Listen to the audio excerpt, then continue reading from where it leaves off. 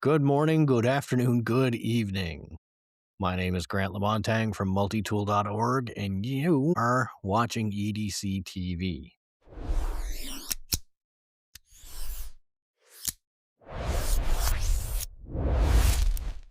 Tonight on EDC-TV, I usually have my good buddy Abe Elias, but he's apparently found something better to do tonight, so it's just going to be me and my other Yes, good buddy, Inky Chris. How are you doing tonight, Inky? very good. How about you? I'm doing okay. So tonight, in lieu of a more technical topic, since it's just Stinky and I, we decided to have a little bit more fun and talk about some of the good old days and how we got to where we are today.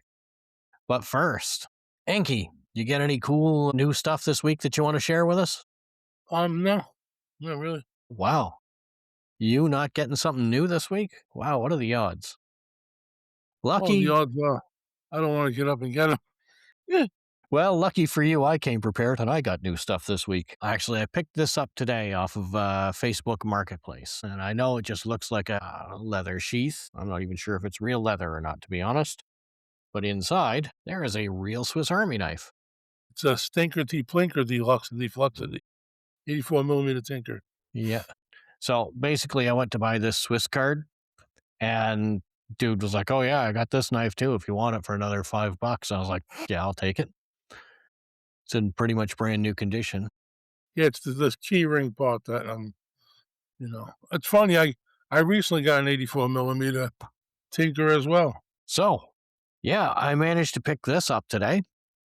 And it is Hey, what's it called? it's an 84 millimeter Tinker, which you would know if you visited sacwiki.com, which is one of the sponsors of this show. So it's actually in pretty much brand new condition. There's not even a scratch on the scales. As you can see, there's an advertiser logo on there. And interestingly enough, this is the variation with no key ring or no toothpick or tweezers either. It's really, really pretty cool. I mean, you can see that blade there has, well, I guess there Very is a new. bit of a scuff on it, but doesn't look like it's really cut a whole hell of a lot in its life. So, anyways, that was one of the things that I got today. Facebook Marketplace is a dangerous thing, but what I had really gone for was what I thought was a Swiss card.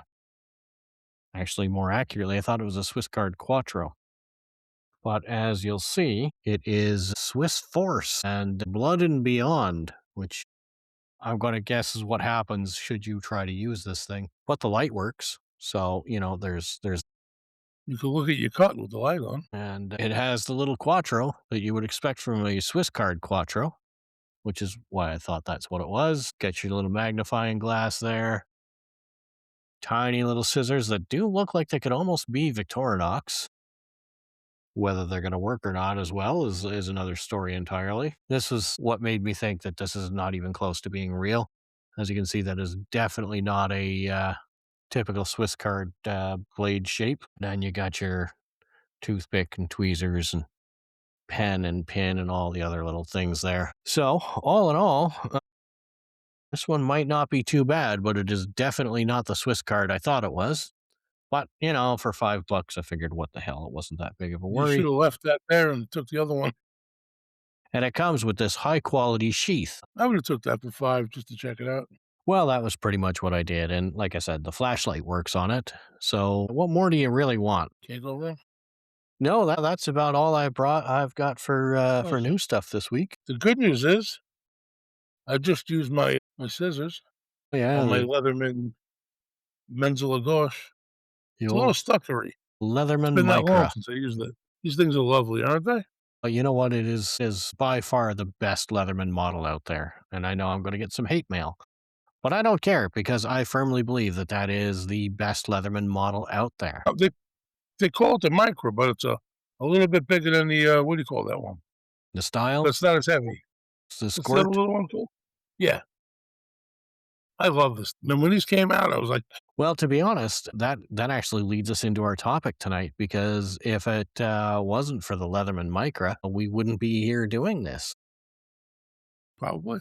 I had always been a Swiss Army knife fan going back to, the first one I got back in the early 80s, and that was a Victorinox camper. I probably told that story a million times, but my father's sergeant brought one back from overseas, and this is actually the one that he brought for my father, which, as you'll see, is not a camper. This is an old champion. And he had brought this back for my father, and he brought my brother and I back each a camper. And this particular one was marked for the Finnish battalion that was serving as part of the United Nations Defensive Observer Force. Anyways, It's awesome.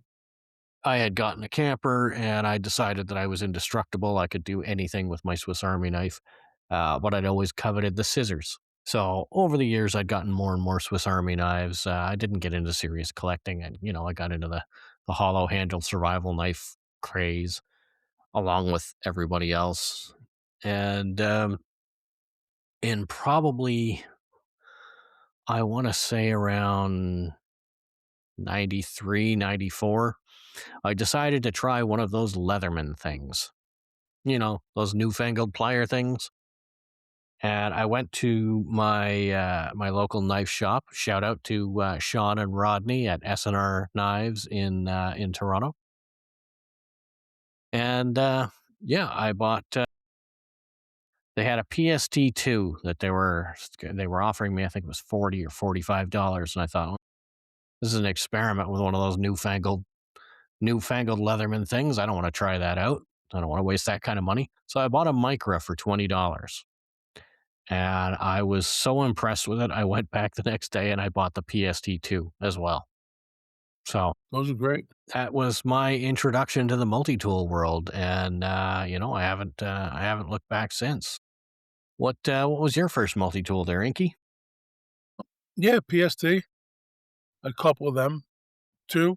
No, actually, yeah, but when the Super Tool came out, I was like, that's the one I like. Cause my hands are a little bigger, Right. and but yeah, there was definitely a PST too. I had one, of course, not to use, and one that I used, then my friend Mark, one day, he just pulled the Super Tool. I was like, "What are you doing with that?" I was like shocked that he had it, and, yeah, then I got into the Victorinox line. Not that I had the Spirit, but I like the bigger one. Like, it slips my mind. The Swiss tool. Name of it? Just a Swiss tool. Then I remember that wood scissors without. I still have both of them, Nice. and I still have 2 super tools. Those are the ones that really, I have what PST I bought? The collector one. Came in a brown sheath not long ago. Was It that was, like, the maybe 25th a year or 2 anniversary ago. one? Yeah, yeah, it was a year, 2, 3, I don't know. My years are terrible. I grabbed 2 of those. I wound up selling one of them. I still have one. Nice. Yeah, but I love them. I didn't like the PS2 as much because it hurt your hand a little bit more for me. That squeezy, squeezy, squeezy, but not as bad as, Mr. What would we call that guy? Mr. who? Mr. The Gerber? Pinchy? Oh my gosh, man. Right there, right? Woo! Woo! It's funny you should mention that. For those who aren't familiar with Mr. Pinchy, and shame on you if you aren't, that is the original Gerber multiplier, not the multiplier 600 or 400 or 700 or any of the other multiplier versions that you're familiar with. This is the original Gerber multiplier, which didn't actually have a separation in the handles when you were using the pliers and you Oh, squeeze them together, and the handles. Let me see if I've got a visual representation here. I'll use my Bond, uh, if I can get this stupid thing open. So the handles would come together, and you'd get your skin stuck in between there, and you'd always end up with a little blood blister right here on just at the base of the first finger. And so we called it the Mister Pinchy. But the funniest thing about that is, even though we call that the Mr. Pinchy, we have a lot more people who have suffered virtually the same injury from the Wave and Charge series from Leatherman. But the name was already taken. There you go. Mr. Pinchy is an original Gerber multiplier, and you couldn't stop using it. if you don't have one, go get one because it's. Yeah, it's a lot of fun, and you can't stop using it because you know it'll never happen again. I love the original Gerber multiplier. It was Me fantastic, too. and so you can't argue that it is more iconic than the original PST2. You can't, because let's face it, the PST2 the PST, sorry, is the one that started everything. Yeah, there's nothing more iconic than that. But there is a case to be made for the silver medal going to the multiplier, because it spawned an entire series of MP models: the MP 400, the MP 450, the MP 600, which is the most famous one, which has been issued to more military organizations worldwide. And then there was the MP 650, which had the replacement heads on it. Then there was the MP 700, the MP 800. Those are the urban legend and the legend, respectively, I believe. So yeah, if you're a fan of multi tools and you've got a PST because you're like, oh, I'm a fancy collector guy, I got to have the original. Well, you should also have a multiplayer, an original multiplayer. They're not hard to find. They're everywhere, and they are just so freaking cool. You forgot the really important one in there. Which one's that? The Gerber. I had the name of it, just lost it. The switch. What's it called? What's it called? No, SOG was a switch plier, right? Sog The did the Gerber switch plier, yeah. recoil. Oh, the Was it the recoil, recoil? yeah.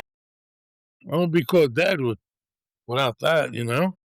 Okay, so you know what? We've hinted at that video a few times. I think I'm just going to insert that one here in this video. So this is the clip that we've been talking about. I strongly recommend that you get the kids out of the room and maybe distract the wife or something before you watch this. But yeah, enjoy.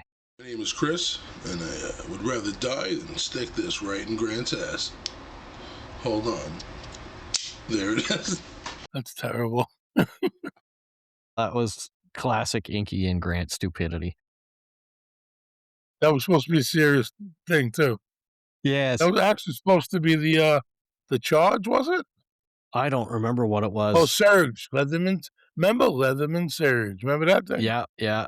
So I think it was supposed to be the Surge. here's a few good stories for you, just to catch you up, since you obviously have no idea what we're talking about. So that clip was, I was in the early days of video editing. I decided I was going to make a commercial for multitool.org. And so what I was going to do was get a bunch of members to say, "Hi, I'm Grant Lamontang, and I wouldn't go anywhere without my Leatherman Bond."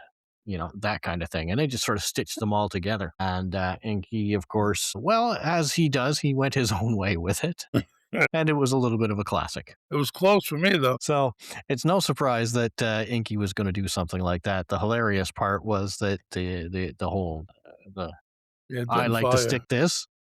Hold on, I wanted you to be ready. that was the best. So yeah, that was yeah, that was the good old days. We had a lot of fun in those days. I think we still do, though. Yeah. That's the whole point of this podcast, is us just talking about the good old days and complaining about other people's hardware. And people opening their knives with their middle fingers too. Oh God, That's yes. that's what I complain about. Yeah, we can't have that. So you and I originally met on knifeforums.com back when that was a thing. Yeah. Do you remember those days? Yeah, of course, man. Those are the best. Who was our crew? We had you and me, and there was Peter Lizard. Uh, Beatles. his name was Pete Lazard, and we Well, we called had him. 2 all different sections of crews, like, Yeah. you had the Sosac crew, all those what they were great, all the modifiers, the Spork and Dr. Bill and all of them guys. Oh my God, yeah. That was the good old days. So we had Inky had been put in charge of a section of the forum called the Cut Up, which was the joke forum, which was, perfect for guys like us because, we never took anything seriously, especially not in those days. And then I had been put in charge of the Swiss Army Knife forum, which at the time was called SOSAC, or the Secret Order of the Swiss Army Knife, which was the predecessor to what we have today on multitool.org, which is the Swiss Army Knights. We ended up separating from knife forums, and gosh, I think it was around the time that, well, it would have been around 2006, and we started multitool.org together. Inky came with me, and I decided I wanted to have a forum of my own. And I decided on multi-tools as a topic because, one, it was something I was interested in, and two, because nobody else was doing a multi-tool forum at the time.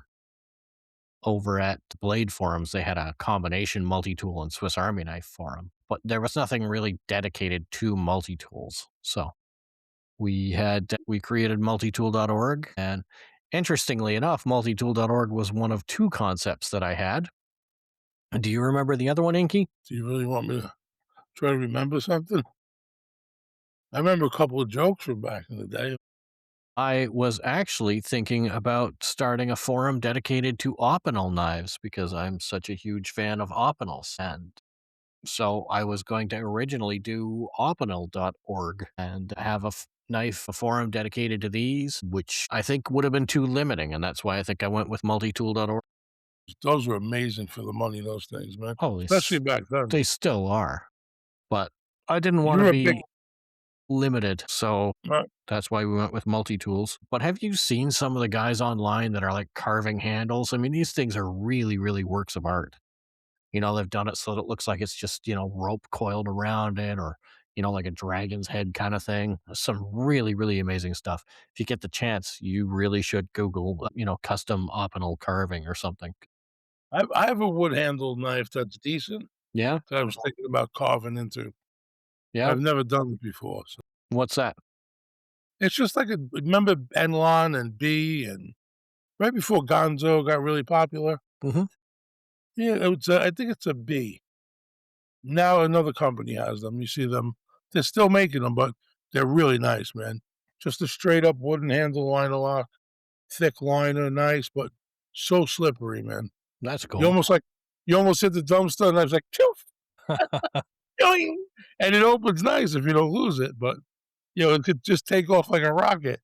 I think that happened to Sometimes me I'm the like first this. time I tried opening an assisted opening knife. I went slip and it just no, sorry, that was the second time I tried an assisted opening knife. The first time, and this is hilarious, I remember when assisted opening knives were just brand new on the market. You know what? I'm going to use this one here. So this is the XENOAL from O Knife, great knife, but I had flipped it open. This is not going to go. So I pushed on the thumb stud, and of course, an assisted opening knife will open to about there and then snap open the rest of the way. Unfortunately, my thumb was already trained to follow that curve, but the blade beat my thumb there, and so I flipped it open and then dragged my thumb right up the edge of that blade, and Awesome. I had to buy it because then my DNA was all over it. But I should have bought the rest of the counter too because my DNA was all over that as well. I made a bit of a mess. How much for the store, sir? How much stupid shit did we do with knives like that? How many stupid injuries? The good old days. So we started multitool.org and you came on board as an administrator for the forum. And that was, what did we launch? 2006, I think, is when we launched. That's 20 years ago. This, what was it, July 1st, we opened it. And hard to believe that was 20 years ago. But I've been making believe I've been helping you for 20 years now. I'm still an administrator. well, we got such a great forum. Thankfully, it doesn't require a lot of babysitting. But Yeah, it really is a funny place. When I need to know if I have a certain knife, I gotta call my friend Mike. He's like, "Yeah, you bought that last year. Do I have a cold step?" He's like, "Yeah, you remember you bought." He remembers everything. Terrible, man. so So sack, man. I'm not trying to whatever, but that man, I use that all the time. Not so sack. I'm sorry, SackWiki. You know me. I always get the right words. SackWiki was the best. What an idea, man. That was so people I don't even think people know that you started that.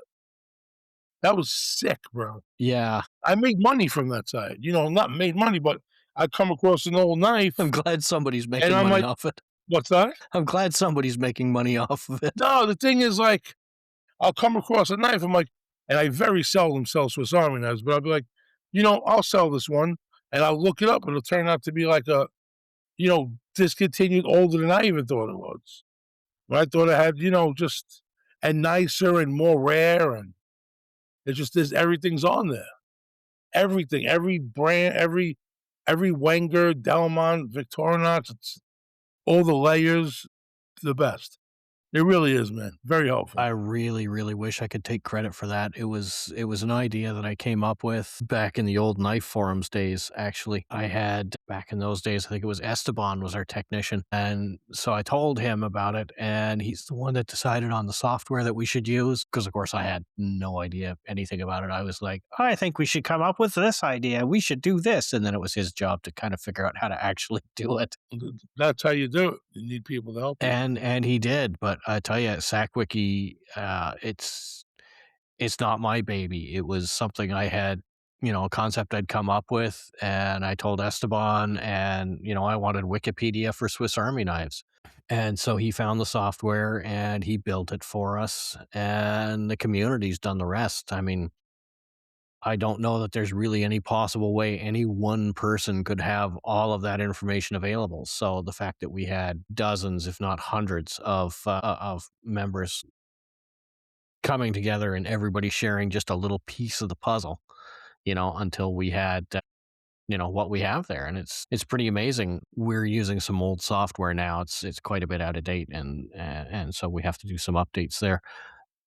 But whenever the site is offline, I get a message from somebody and I won't out them. But let's just say that it's about 140-ish year old knife making company in the mountains in Central Europe somewhere. They get a hold of me and they're like, "Yeah, SACWiki is down. Is everything okay? You just gotta Yeah. check in because we kind of depend on that." Isn't it funny? Absolutely, absolutely, 110% for real. Man, that's your baby, that's your idea. And Esteban was like a genius back then. I mean, I'm not saying he's not now, but he was just so good at that was like all new, all that stuff, especially to me. We have to be really nice You were more to than me about that. Esteban because I'm pretty sure he built a backdoor into everything, and Jesus. he's still got the keys to everything. So we got to be nice to what we say about him. No, I'm seriously though. I mean, he really was really good at stuff, man. I mean, I don't know what he does now, but I'm sure. Is he still doing computer stuff? The last I heard, he was developing apps for iPhones and iPads and things. And I don't know if Good for that's him. what he's still doing. He got busy and we kind of lost touch for a while. Yeah. He's been back on Good the guy. forum lately, but he seems to be doing really well for himself, and that's great. Esteban absolutely was brilliant. I'm sure he still is. I hope he's still listening to this because he'll get a kick out of this. And you should definitely go on to Facebook and do a search for Esteban Solar in Mar del Plata in Argentina and add him and tell him I said hi. Because if he isn't watching this, he will just be very confused as to why a bunch of people suddenly start adding him on Facebook. Yeah, that would be great. Yeah, he's hilarious. A great guy, absolutely great guy. Oh man, some of the stupid shit we pulled over the years, just And so we had that's him I there. can't So that's his remember. profile photo. So if you're going on to Facebook and adding him, it's Esteban Solar, Soler. Make sure you add him. Anyways, really, really great guy. So another interesting video that we can show, because apparently this is the EDC-TV clip show, is, and I don't know if you've seen this one, Inky, but EDC-TV is a concept that I came up with probably about 17, 18 years ago. And I even filmed, I filmed an intro for it, which never got released. That's not it. I remember this intro. You remember the intro, do you? You've seen it? Yes. Very few people have. So I'm going to play it here for the very first time for our audience. This is, 2013, 2014, maybe even earlier.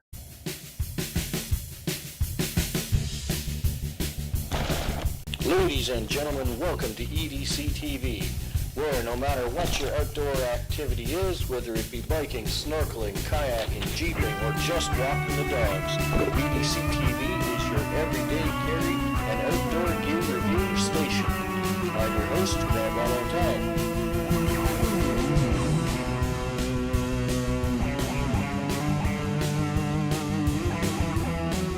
On this episode of EDC-TV, I chase a fish, shoot a small boy, and follow a large thing in the dark. So that was supposed to be reminiscent of the old Top Gear intros.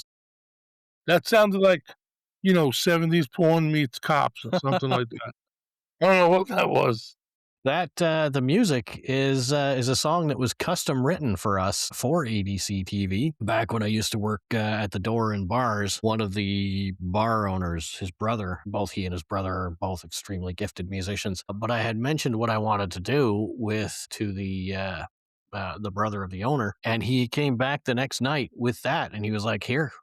I was like, "What's this?" And he said, "This is an intro. This is a song for your show." And I keep meaning to put it here on one of these days. I'm gonna film an intro so that I don't have to keep screwing them up like I do. And I yeah, like I your will stuff. I will use that song because it's very cool. I like your crazy little intros. You Nobody know, knows how bad you're gonna mess them up until you mess them up. well, at least I keep it interesting by screwing them up differently every time. But anyways, yeah, so that's going back a ways. Well, geez, I was still driving my yellow Jeep, as you can see in those photos, and I would have gotten my green Jeep in January of 2013, so that must predate 2013. But you get an idea of what EDC-TV was originally supposed to be, which was going to be, I was going to be outdoors and talking about, using the stuff and talking about it, as opposed to sitting indoors now and talking about stuff. And I'd kind of expected to be doing the show by myself, which is one of the reasons why it never happened, because I'm just not all that entertaining. I think you are. Well, the issue is I never seem to have anybody around to film my antics. And nowadays, of course, I've got drones that do that. I remember when your drone caught your demise. Yes, that was back in the early days of droning that it caught my demise. At least you're still doing fun things. Yeah, and I have the scars to prove it. So yeah, what was it, about a year and a half ago? I was talking with Abe on the phone. Abe, I don't know if you've noticed listening to this podcast, but Abe sometimes goes on a little bit. And when he would get bored, he would call me. And I thought to myself, all these classic stories, we shouldn't we shouldn't hog these. We shouldn't keep them all to ourselves. We should share them around some more. So I pitched the idea of joining me to do a podcast, just Abe and I. He, of course, loved the idea, had no idea what I was talking about, but it was an opportunity for him to talk. So he was he was all over it. And then it occurred to me that, Abe and I get along really well, but we're gonna really get into the weeds on things. And so I decided we needed to round out the show a little bit more, and that's where you came from. Thanks for letting me out of your basement, that radiator, in the winter. I didn't mean to run away right away. I was, Anyways, so yeah, that was pretty much how we ended up getting the way we are. And one of these days, I'm going to release the lost EDC tapes, which were Inky, Abe, and I on Zoom trying to feel each other out, because I had known Abe for many years and I had known Inky for many years, but they never knew each other. I didn't know how to do it. That's why I didn't know what I was doing. Just I thought it was like some kind of a virtual thing. I don't know. But yeah, it was an interesting idea at first. Me pitching the idea of, oh yeah, we should do a podcast. The three of us should get together and do a podcast. And then realizing that you guys don't know each other. And that seemed odd to me because, Yeah, we know everybody. we literally know everybody else and we've interacted with everybody else, as group or, individually. And so the idea of, holy crap, I hope these two guys can work together. It's the lack of me being unwilling to read more than 2 sentences. Probably is the reason why I didn't get to know Abe that much. I never read articles like, "Nice picture." He did do some good pictures. Abe's stuck on a job now. As you know, he is a handyman, and he was cleaning out tenant apartments today, which were really messy. The handyman joke. Do you remember when we started that one, Inky? That was great, man. You started that, really. Since Abe's not here, we got to explain the handyman joke finally, because it's absolutely hilarious. Abe often talks about being a handyman, and it was probably the early episodes. He probably mentioned it 5 or 6 times per episode. And so I texted Inky, every time Abe says handyman, we have to drink. It was what, in our 9th episode that Abe finally caught on? I gave him a hint. I said something and he picked right up on it, man. Like it didn't even take him 3 seconds to realize. Oh, yeah, because What I said, you grabbed your I water was like, bottle and went, I was like, "Can you say handyman?" Like something like that. Remember I was thirsty? I was like this. I was like, "Abe, say handyman." So I don't remember what it was. It might not have been that. it was episode 9 before he finally caught on to that, and now he won't let it go. Oh, now we need to come Now he up with... won't say handyman. I can't believe we made it 9 episodes before he figured it out. Oh, that was great. Poor That's Abe. good. The things that we subject him to. The best part Yeah. about Abe on this show is when he falls for your jokes, hook, line, and sinker. Okay. The joke about getting a guy home from the bar. Yeah. Abe was right there with that one. He thought that you were actually doing all that. He was picturing you holding this guy up and Yeah. fishing the keys out of his pocket, and you let him go, and he just drops it. I know this joke, and I'm sitting there like just trying really, really hard not to laugh or say anything. And Abe's like, "Oh yeah, and then what happened?" Any other funny old stories you want to bring up? I got lots of funny stories, but it's not EDC friendly, TV friendly. No, I'm sure it is. Yeah, I got a lot of those stupid little silly stories that I claimed were me and they weren't. No, there was a good thing that happened once. Remember when I went to Walmart and I bought was it the Surge? And they were $99. This was like, you know, 2008, 9, 10 maybe? Right? Is that around when it came out? Or was that the other one? I think the It Surge doesn't came out in 2008. I don't know. There's a website dedicated to this. I don't know if you know Yeah, this. but, I can't look it up now. I'm telling a story. So I went to Walmart, and instead of it being $99.99, it said $9.99. So I asked the guy, I said, "How many you got?" He said, "I got 6 or whatever." I said, "I'll take all 6 of them." And I go to the front, and the lady rings it up, and it's $99.99. I said, "No, those are $9.99." So she calls the manager. He's like, "No." So we go back to the counter, and he brings the scan gun, and I said, "There it is, $9.99, Leatherman Surge." He scanned it for $9.99, and he had to give it to me. Nice. Whatever, I don't know if I remember every exact detail. He goes, "So all of a sudden he became the nicest guy in the world. Can you just take one?" I was like this. Oh, because he was an asshole. I said, "If you weren't such an asshole, I wouldn't even take this one. But now I'm taking more." He goes, "Really?" I said, "Yes, I'm taking all of them." And I gave him, pretty much gave him away. And, for that plus shipping plus whatever it cost me. And they were gone by the end of the day. I kept one. I still have it. And 2005 was when the original Surge was released, by the that way. was after that. I mean, when this happened. Well, it probably didn't happen before that, so yeah. It was either the Charge or the Surge. Okay. Well, either way, $10 is a hell of a price for them.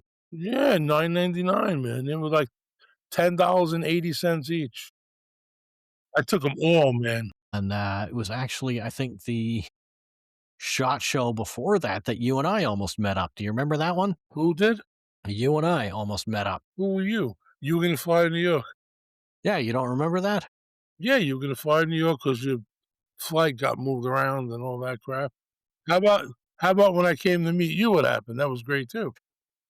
Remember that? That cruise ship that never showed up? Yeah, it was going right to you, man, and that was what year was that? That was a gigantic hurricane, man. I don't That remember. was insane, I was insane. just telling somebody about that just a couple of days ago. I I was think we talking made it about to that. New Hampshire and ran from the hurricane for 5 days. Jeez. No stops, no nothing. Yeah, because I was wondering, you said you were getting on the cruise and you were going to come and see me. And of course, in Yeah, those days, I worked on the ships, so I had access to the port. I could literally meet you as soon as you stepped off the gangway. I would have been there, that was the plan. but you never showed up. I was been that was so sick, man. That boat was like all of a sudden, it was like calm, and then it landed. Like, that was the trip. Whee! Man, it was insane. I And that have was the biggest ship they had back then. It was called the Triumph. I've What never was that? been on a cruise ship, but I tell you, Oh, I've man. paddled my kayak right beside them, and oh my god, you don't get an idea of how massive those things are until you're sitting at the water level, just looking up at them and thinking, "Holy crap." Man, You know, it's parked downtown next to all the condo buildings, and the condo buildings are, like, smaller than the boat. It's huge, man. yeah, massive, massive things. This one was particularly huge. It took a long time to get, well, I guess the bow to the stern, I don't know what you call it, but it took a really long time to cross that boat. I would A imagine really long time. I'd imagine so, yeah. You never make a trip. Something would happen.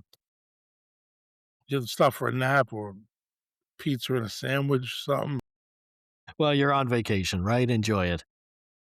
But Yeah, it was really cool, but that was it, man. That was rough. It wasn't really that rough. We got used to it. And then the next one was better, but we went down to the Bahamas. remind me to show you some videos of what happens to a ship in heavy weather, and, yeah, you'll probably have nightmares from your time on that ship. I'm surprised that shit made it, man. Yeah, I couldn't even explain how crazy it was.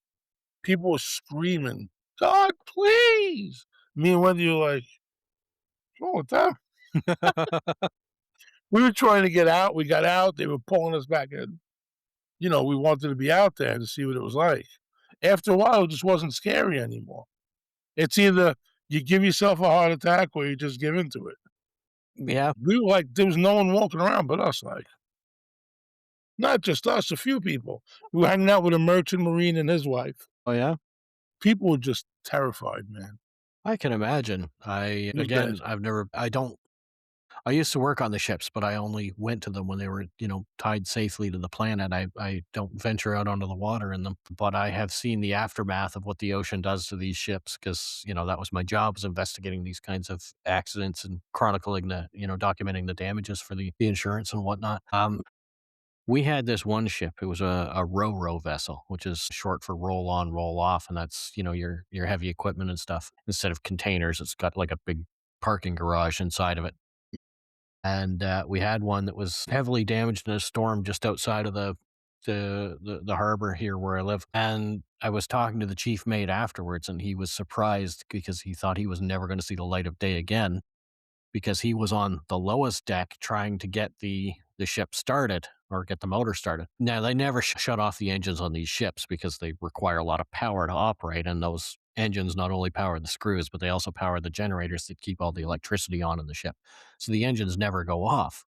But when a vessel is hit by a wave and pitches to more than 40 degrees, an automatic cutoff will shut off the engines. So this giant ship had been just pummeled by waves and had gone over 45 degrees, shut off the engines. He's down there trying to get them restarted. Meanwhile, on the decks above him, and they're all steel, there's no concrete on a ship, right?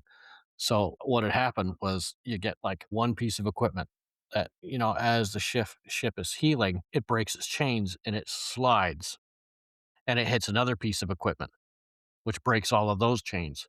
And now when you're going back the other way, you've got two pieces of equipment loose and they hit something else and knock it loose. And now you've got five pieces of equipment. And then you've got eight pieces of equipment. And then you've got, and it just keeps going like that. And this poor bugger is underneath this. And all that's between him and them is, the steel of the deck. And he's listening to the treads of this heavy equipment, steel treads on a steel deck just sliding over his head.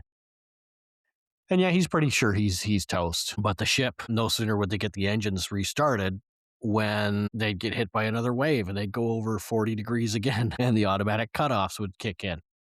And so you just get it started just to go over and hear it die. And then you're trying to get it started again and started and started and started. There we go. It's starting to run. And then the ship is back the other way. It was a scary, scary vessel. I know we hit that because at one point, I wish we could get her on there to tell you. She remembers all the stuff. At one point, we're sleeping, right? And I wake up and we're literally on the wall, literally, and we start laughing. We both like look at each other while we're here, right?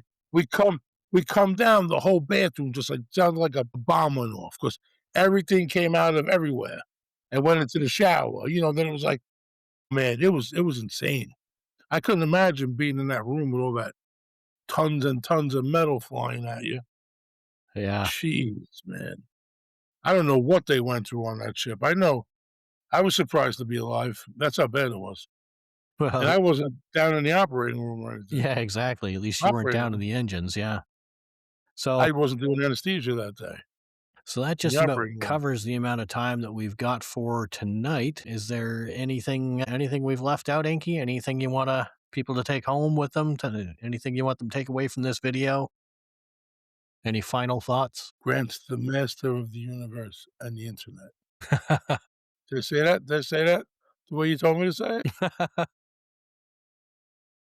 You did good. Have a Scoopy snack. So that's about it for this time. Thank you all for joining us. I hope that our little bit of a radical departure from our regular stuff was fun for you. Come visit us at forum.multitool.org or send us your feedback at EDC-TV@multitool.org and let us know what you thought of this episode. It's a little bit different. Few less of Abe's stories tonight, which, was kind of fun.